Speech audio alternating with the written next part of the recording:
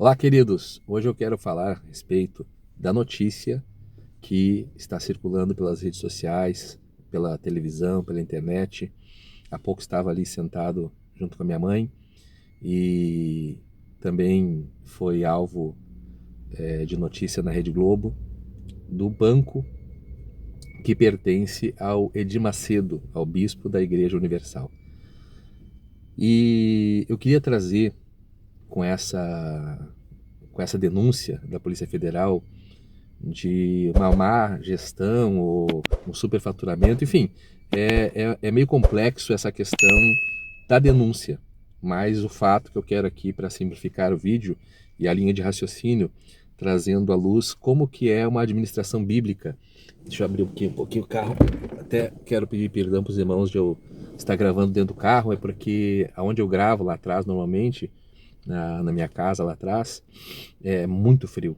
Está insuportável o frio aqui no sul. Então eu vou aproveitar o solzinho e estou aproveitando para gravar dentro do carro do meu pai aqui, porque realmente está muito frio. Mas vamos lá. Eu quero trazer essa situação da denúncia que envolveu o banco de propriedade de Edir Macedo, da Igreja Universal, para falar a respeito de gestão eclesiástica ou de administração eclesiástica. Há pouco tempo atrás teve também um escândalo aí com o fato de que a Igreja Lagoinha, ou mais precisamente o seu dono, André Valadão, né, o presidente global, também criou um banco. Então as igrejas, as maiores, né, ou algumas das maiores, elas estão tendo tanto superfaturamento com as suas entradas que elas estão até abrindo empresas paralelas para poder investir esses valores e chegando a um nível absurdo, se tratando de um país que está em crise, que é o Brasil, dessas igrejas terem bancos. Para mim me causa estranheza, me causa até perplexidade. Então hoje, em jornais, na internet, nos portais de notícias, saiu então, né, essa notícia que houve uma operação da Polícia Federal no banco de propriedade de Edir Macedo. Então, assim, qual que é o molde bíblico de administração de finanças ou administração eclesiástica dos recursos que ali são lançados, né, para, digamos assim, a manutenção da igreja? Biblicamente falando, nós olhamos o modelo inicial de administração ali do núcleo da igreja, ou seja, da célula máter da igreja, que foi o início de Atos 4, aonde Lucas vai escrever que entre eles ali não havia nenhum necessitado, porque os que tinham mais condições ajudavam aqueles que tinham menos condições, trazendo seus bens, e aqueles que tinham mais bens, ou seja, tinham mais casas, mais terrenos, mais recursos, eles então repartiam os seus recursos com a comunidade ali de Jerusalém, aqueles que estavam ali, para que não houvesse necessidade entre nenhum dos irmãos, ou seja, que ninguém passasse fome, que ninguém passasse frio, que ninguém passasse privação. Havia essa linha, digamos, de administração. Os recursos eles eram lançados aos pés dos apóstolos e eles eram administrados pelos apóstolos para atender o órfão, a viúva e o necessitado. Aqueles que tinham mais necessidade, eles eram atendidos pelo recurso que os que tinham mais, então, lançavam aos pés dos apóstolos. Esse é o modelo inicial. Nós vamos ver Paulo tratando sobre a administração também eclesiástica, sobre a questão de administração financeira, no conhecidíssimo 2 Coríntios capítulo 9, onde ele fala sobre a questão da semeadura. E ele entra no capítulo 9, né, no primeiro versículo, dizendo: quanto à administração que se faz a favor dos santos, não necessito vos dizer coisa alguma, né, de sorte que Tessalônica já está bem suprida, e aí ele vai citar Caia, que é uma outra cidade, uma outra igreja. Então, assim, veja bem, ali essa administração vai mostrar o quê? Que a igreja ela já estava crescendo na época de Paulo, de forma que havia uma administração eclesiástica. Isso, quando a gente faz o curso de teologia, nós entramos dentro desse ramo, né, digamos assim, do estudo teológico, que é a administração eclesiástica. Então, para quem não sabe, dentro da igreja existem vários tipos de dons, e entre os dons que são elencados pela Bíblia Sagrada, tem os dons de governo. São dons que Deus confere aos homens para essa parte administrativa. Então a igreja, ela não é só altar, a igreja ela é administração, a igreja tem secretaria, tem tesouraria, tem conselho fiscal.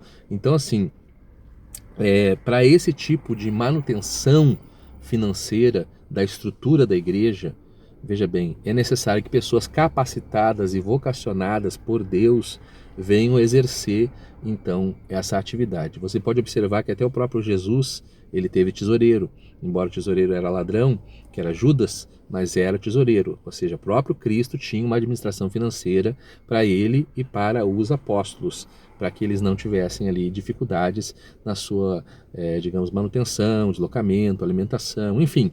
E, inclusive tinham, segundo a Bíblia diz, mulheres de posição, inclusive a esposa do procurador de Cusa, que eu acredito eu que seja uma cidade da região ali, que era uma mulher de uma grande condição financeira que sustentava o ministério de Cristo.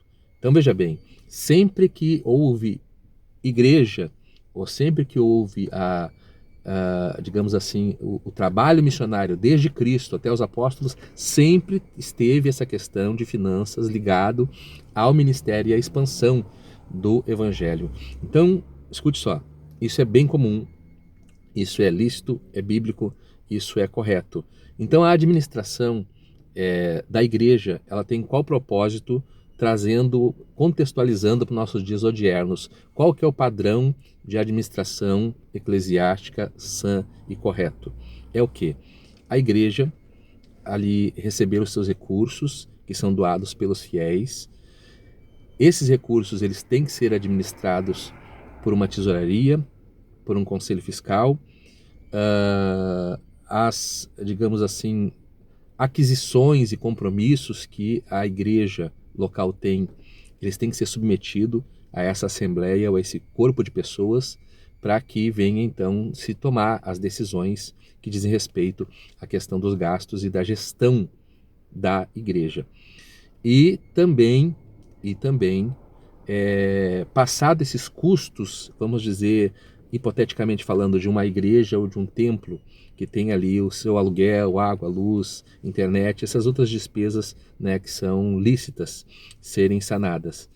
Tem que se ter o cuidado de que nenhum dos membros que ali está venha ter algum tipo de necessidade que seja alimentar ou coisas básicas, e conforme o suporte e a estrutura da igreja, inclusive até mesmo ajudar pessoas, né, que perderam seus empregos, passaram por algum tipo de enfermidade, dificuldade na questão de aluguel, na questão de uma conta de luz, uma conta de água.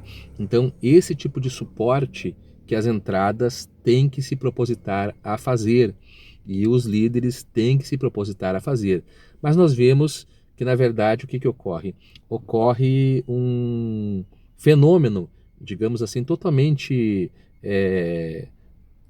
contrário aos padrões bíblicos de administração eclesiástica. Então veja bem, a administração eclesiástica sã e bíblica, ela era voltada para a expansão do evangelho, ou seja, para patrocinar as viagens missionárias, o sustento dos apóstolos.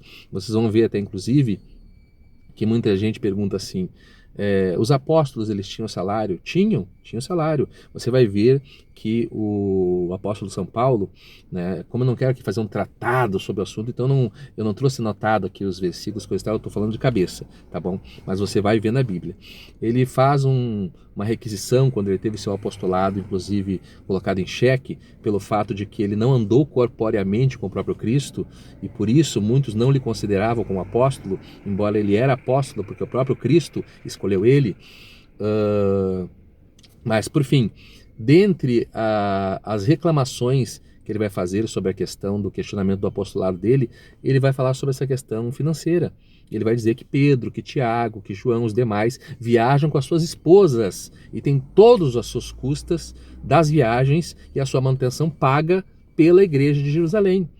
E ele diz, eu não sou apóstolo, eu sou menos apóstolo que eles. Se não me falha a memória, isso está na segunda epístola aos Coríntios, também lá pelo fim da epístola. Essas, digamos assim, essas manifestações de Paulo de descontentamento com as necessidades que ele passava na questão do evangelho, na questão das viagens missionárias, na questão da sua manutenção própria. E, inclusive, de forma até mesmo equivocada, as pessoas trazem como padrão aquele período em que Paulo estava pregando e implantando igrejas na Ásia, Éfeso, Corinto, enfim, que Paulo ele trabalhou ali temporariamente com a confecção de tendas, fez um trabalho ali provisório para sua manutenção, porque não estava recebendo a devida manutenção que os demais recebiam, que era o devido direito dele como apóstolo. E por isso então ele se obrigou a ter que trabalhar e